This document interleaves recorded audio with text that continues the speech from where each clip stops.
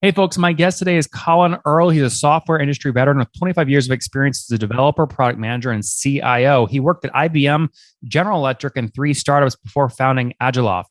They're a leader in contract lifecycle management, and they've been featured many times in the Gartner Magic Quadrant. Colin, are you ready to take us to the top? Sure. So you first have to tell people, what does that mean? What does contract lifecycle management mean? It just refers to the creation and management of contracts, typically contracts between B2B organizations. And to kind of set the stage for this, negotiating and agreeing upon one of these contracts can well cost well in excess of $100,000 in attorney fees. Mm-hmm. So it's not a small issue. Mm-hmm. Of course, the entirety of business is focused around contracts, and those define the relationships between the companies. Now, this is fun for me, Colin, because the last time you came on was back in 2017. So you were one of my first interviews. We're now almost 3,000 interviews in, and the world has changed significantly since when we last spoke. So let's get sort of the updated story here. What kinds of customers are paying you for your contract lifecycle management software? Organizations from the very largest enterprises down to a few SMB companies. There's a list of customers at our website, but it includes the likes of CDW, Chevron, right down to startups. So, Colin, you're going to hate this as an engineer, but if I forced you into an average, what would you say the average customer is paying you per month? We don't disclose that information, but it's let's say it's significant. Ranges from $1 million plus at the high end down to a few thousand at the low end. So someone can get started on you guys for as little as, $1,000, $2,000 a month. Yeah. And for someone that's paying, one thing I want to understand is what's the difference between someone paying you $2,000 a month versus someone paying $100,000 a month? What are you upselling against? Is it number of contracts, number of seats, something else? It's primarily the number of seats. There's also different versions of the software. For example, the higher end customers will typically use the API. They may be using 24/7 support services, etc. Mm-hmm. Are those the main two, though? It's support services and API frequency? Support services, API frequency, and of course, the number of users. Yep. No, that all makes sense. Okay, great. And now this is what you call sort of the slow growth story, but still a great story. This isn't something where you went and raised a bunch of capital and exploded overnight. You launched this, I believe, in 1991, correct? That's right. Yeah. So been going and pretty capital efficient, I think. How much have you raised to date? We had a round of funding from FTV about a year ago. Until then, we had no funding at all. It had grown purely through bootstrapping, and actually achieved number one ranking in the Gartner Magic Quadrant, at least in the enterprise critical enterprise capabilities report, without having a penny of funding, purely through bootstrapping. Now, how many customers are you serving today? I think in 2017 you said you were working with about 1,000. Yeah, then the number is a partial listing is available at our website. There's about 500 companies listed at the site. A number of organizations ask that we don't disclose their names or logos. Colin, I'm not asking you to disclose the list of your customers. I'm just trying to understand number of customers, right? This signifies if you're moving up market or moving down market based off the number at the top of your funnel. So how many total customers are paying you at least $1? I won't answer that directly, but I will say that growth over the past year in terms of new sales has been more than 50%, and the prior year was about 40%. Okay. Now, when you say year over year, 50% growth in new sales, do you consider upselling a current customer a new sale? Yeah. So it's more growth in revenue, I should say. Yeah, got it. So you may not be adding a bunch of new customers, but if you're expanding wallet share across the current base, you can still get great revenue growth.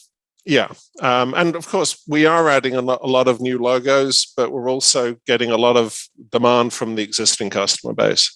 Mm-hmm. I mean, is the general thesis, when HubSpot went public, they made a very intentional thing to say, guys, listen to the analysts, our average ARPU is going to decrease because we're going to open top of funnel. We want a wider net. We'll drive ARPU expansion over time. It's a very intentional decision. How are you guys thinking about customer growth over time? Are you happy with just maximum 2,000 customers and driving wallet share and ARPUs up? Or will you ever really open top of funnel and have a self-service, $100 a month tool? We don't anticipate having a $100 self-service tool. And the reason for this is that Agiloft was really designed to meet the needs of sizable enterprises, organizations with complex requirements, complex workflows, demanding loads, etc. And that level of sophistication necessitates a certain level of sophistication in the product itself. It just isn't a great fit for the extreme low end. Mm-hmm. That makes sense. What does the sales motion then look like today? Do you have a bunch of account executives calling into new accounts, or are you mainly more heavy on CSM, customer success reps, that are just driving expansion in the current base? It's not so much salespeople calling into new accounts, but new potential clients coming to us, registering at the website, and then getting a follow-up call from a product specialist or a sales specialist. So how many people total are on the team today? We don't disclose those numbers, but as you can see from the LinkedIn profile, in excess of 200. Okay, got it. So over 200. And how many of those folks would you consider engineering, in-house engineers? About a quarter. Okay, so pretty heavy then. At least 50 there are engineers. And then are there any functions you've decided to outsource because you feel like it was more effective for the business? Not so much functions. I mean, there's a number of services that we outsource.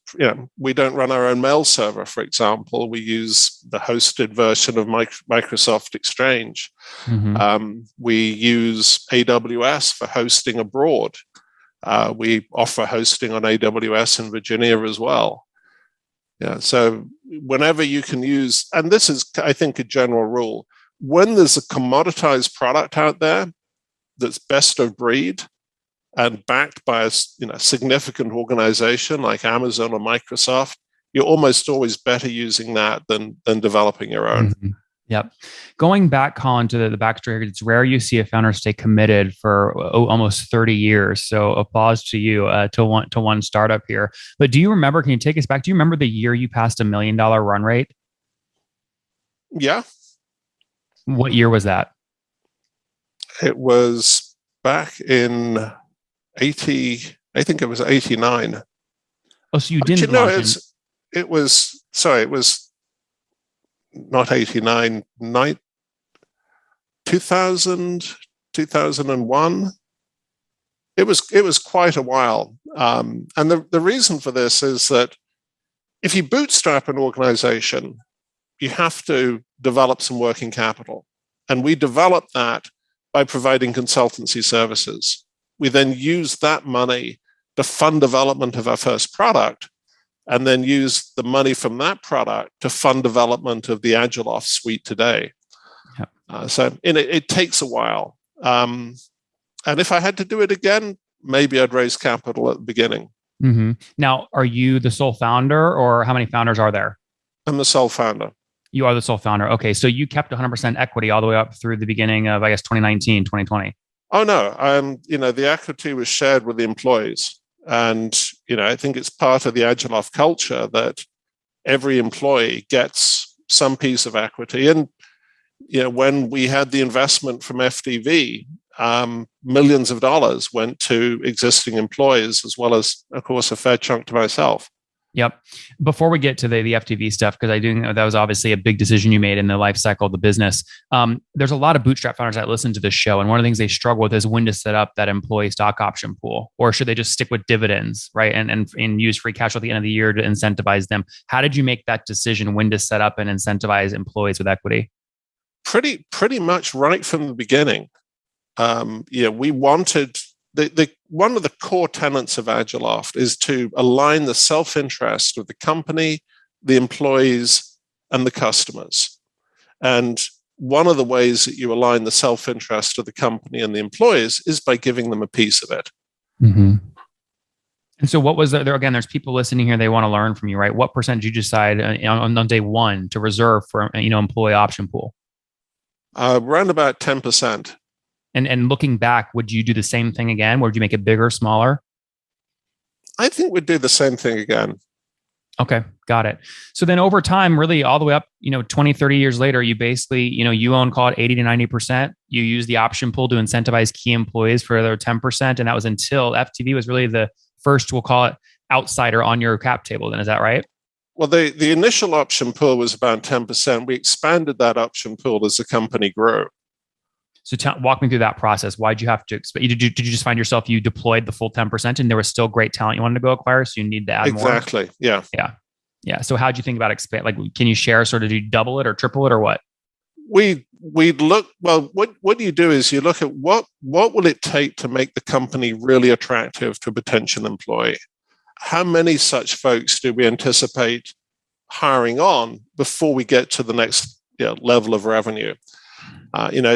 If you're giving somebody, say, 0.1% of the company or 0.5% of the company, that's very different if the company is at a revenue of, say, $10 million a year as opposed to $1 million a year. Mm-hmm. So the size of the pool is dependent upon both the number of employees you're looking to hire and the level of seniority and the size of the company at the time that you hire them. Mm-hmm. And yeah, we more than doubled the equity pool. And then you obviously made capital decisions in 2020 with bringing FTV in. Can I ask how much equity you still own today? I'm still the largest shareholder. Good answer. All right. So you still own more than 50%. Why did you make that decision? Why not sell a majority to FTV? Why did you want to keep more than 50%? Well, to be clear, I didn't keep more than 50% of the stock. I'm the largest shareholder. Oh, I see. Got it. There are other shareholders as employees, as FTV, etc. And we bought in FTV because we felt it was time to accelerate the growth of the organization. CLM is an extraordinary and rapidly developing and evolving market. And it's nice to take some cookies off the table. Mm-hmm. How much of the 45 million was secondary? Enough that I don't have to worry about money. That's different for everybody. That's more dependent on expenses than how much they take in secondary. If you keep your expenses low, you can live on nothing. Well, yeah. And I don't have expensive tastes, but it was nice to buy a nice house. I'm delighted to say I now live in the house that was previously owned by the inventor of LDAP. Oh wow, very cool. Yeah, kind of cool. Very cool. That's incredible. Can I push you a little harder? There was more than 50% of the 45 million secondary or less? I don't want to get into those details. It's something that I respect. What I'll say is this: the goal wasn't that I become wealthy. If I simply wanted a ton of money, then I'd have sold the company. The goal was that I get enough money that the company can afford to expand rapidly and aggressively without my worrying about it. So it gave us freedom to grow the sales organization, to grow and expand the marketing organization. Well, Colin, if that was the only focus, though, none of it would have been secondary. Right? You took part secondary because you deserve to take part secondary. You work hard for 20 years, you bootstrap a business. It makes sense. The reason I push you on the question is because there's a lot of founders listening today that have bootstrapped to 5 or 10 million, and they're being approached by growth equity firms and trying to figure out how to negotiate what percent they should ask for secondary versus keeping in the business. Right. And what I'd say is this, is that if you want to grow a company rapidly, as Salesforce did, it's one of the classic examples, you have to be willing to go into the red. Because growth is expensive. It is almost impossible to double revenue year over year without going into the red from a GAAP perspective. And that's, at least for me, a very uncomfortable thing to do. And at a certain point, you're going to run into cash flow issues. Mm-hmm. So to do that, you need to pull in investment capital. You need to build the balance sheet. But if you want to be comfortable doing it, you also need to pull in enough secondary so that your retirement is taken care of. Yep. And that is how I think about it or thought about it, and how I recommend others think about it as well. That's really helpful. Thanks for that. Rounding this out, obviously you now have additional capital on the balance sheet to drive additional growth. Do you see a clear path to breaking a $50 million run rate in the next 12 to 24 months? That is certainly our goal. Yes. Does it feel reasonable, or does it make you a little uncomfortable? It feels like a stretch goal. I think it's reasonable. Okay. Very cool. Yeah. And the reason I ask 50 million instead of something else is I take your, more than 1,000 customers today at around a $2,000 ARPU puts you at 3 million a month, and annualized, it's about 36 million. If you keep growing at 50 to 60% year over year, that gets to that 50 million here fairly rapidly. Right. Well, one of the things that happens is when you get to a certain point, you become well known in the market. And, we achieved that with both the number of customers and the Gartner Magic Quadrant. And then it begins to build in itself pretty rapidly. Mm-hmm. Getting to that point, is a lot tougher than exploiting it. Well, yeah, Colin, it took you 10. I appreciate you sharing this, but it took you 10 years to get to that $1 million run rate, I believe, correct? Yeah, thereabouts. Yeah, right. So that's the grind. That's what it's all about, is the grind. Mm-hmm. How long can I ask you how long it took you to get to 10 million run rate? Less than, I was going to say less than half that time, but yeah, about that. So roundabout, that would have been like 2015-ish. Yeah.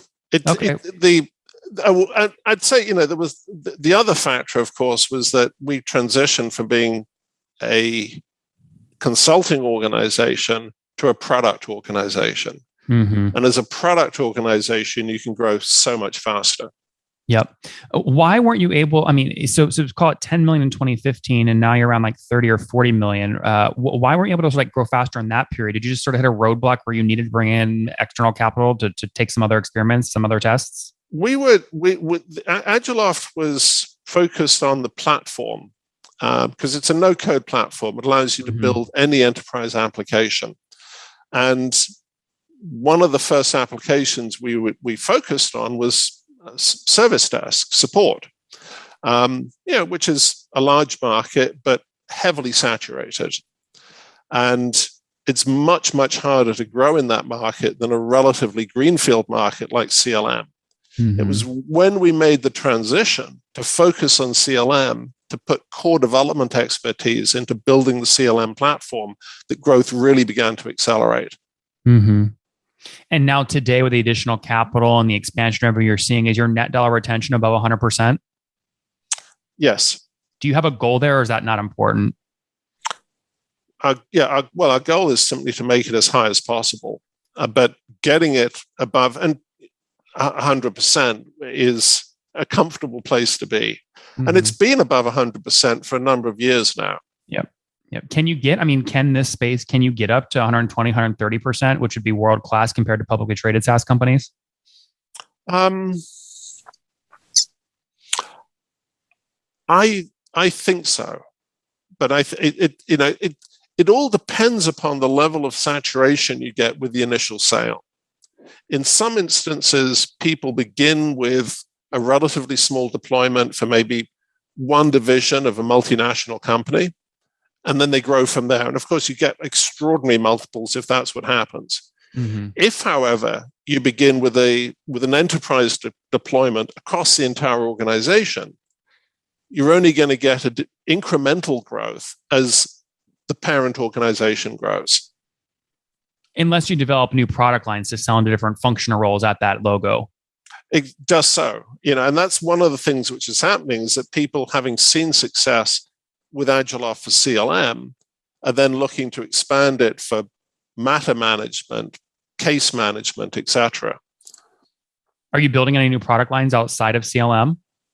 We're building adjacent applications to CLM. Yep, matter management, case management are good examples, closely tied to CLM.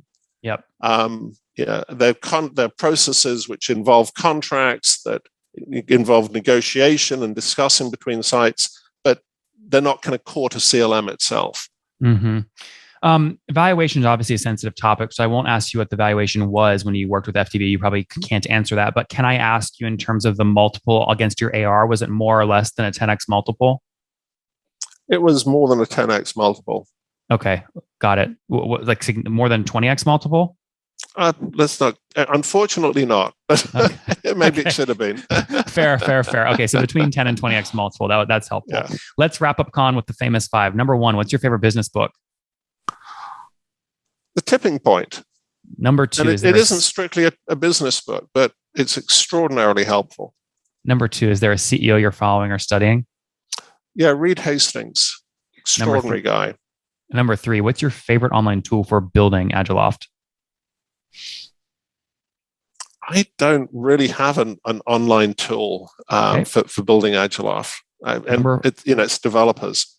Yeah, number four, how many hours of sleep do you get every night? 8. Okay. Situation, Colin, married, single, kids? Very happily married. 1 kid. One kid. Okay. And how old are you? Old enough to have gray hair. I have gray hairs coming in now, and I'm only 31. Not as many of them. Look at me. All right. All right. Take us home then. Something you wish you knew when you were 20.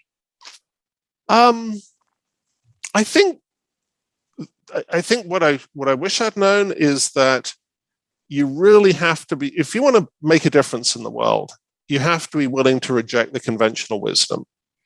You also have to be willing to look at the conventional wisdom and see where you can learn from it. Because there's an entire history of learning background which has gone into that. But if you simply accept what people are telling you as being the gospel truth, you're never going to be more than a wage worker. Guys, a 30-year-old overnight success story. Agiloft took them 10 years to bootstrap to $1 million in revenue as they transitioned from an agency to a products company, broke $10 million in terms of run rate in 2015. Now they have over 1,500 customers they are serving in the contract lifecycle management space with their team of 200. He decided last year in 2020 to go ahead and raise $45 million from a private equity firm, FTV. A portion of that went to incentivize and celebrate early employees who took equity early on. And obviously a portion also went to Colin. But now they're doubling down on growth, growing, call it 40 to 60% year over year, with plans to break that magical $50 million run rate here in the next 12 to 24 months. Colin, thanks so much for taking us to the top. Thank you, Nathan. One more thing before you go. We have a brand new show every Thursday at 1 p.m. Central. It's called Shark Tank for SaaS. We call it Deal or Bust. One founder comes on, 3 hungry buyers, they try and do a deal live, and the founder shares back-end dashboards, their expenses, their revenue, ARPU, CAC, LTV, you name it, they share it. And the buyers try and make a deal live. It is fun to watch every Thursday, 1 p.m. Central. Additionally, remember, these recorded founder interviews go live. We release them here on YouTube every day at 2 p.m. Central. To make sure you don't miss any of that, make sure you click the subscribe button below here on YouTube, the big red button, and then click the little bell notification to make sure you get notifications when we do go live. I wouldn't want you to miss breaking news in the SaaS world, whether it's an acquisition, a big fundraise, a big sale, a big profitability statement, or something else. I don't want you to miss it. Additionally, if you want to take this conversation deeper and further, we have by far the largest private Slack community for B2B SaaS founders. You want to get in there. We've probably talked about your tool if you're running a company, or your firm if you're investing. You can go in there and quickly search and see what people are saying. Sign up for that at nathanlatka.com/Slack. In the meantime, I'm hanging out with you here on YouTube. I'll be in the comments for the next 30 minutes. Feel free to let me know what you thought about this episode. And if you enjoyed it, click the thumbs up. We get a lot of haters that are mad at how aggressive I am on these shows, but I do it so that we can all learn. We have to counter those people. We got to push them away. Click the thumbs up below to counter them, and know that I appreciate your guys' support. All right, I'll be in the comments. See ya.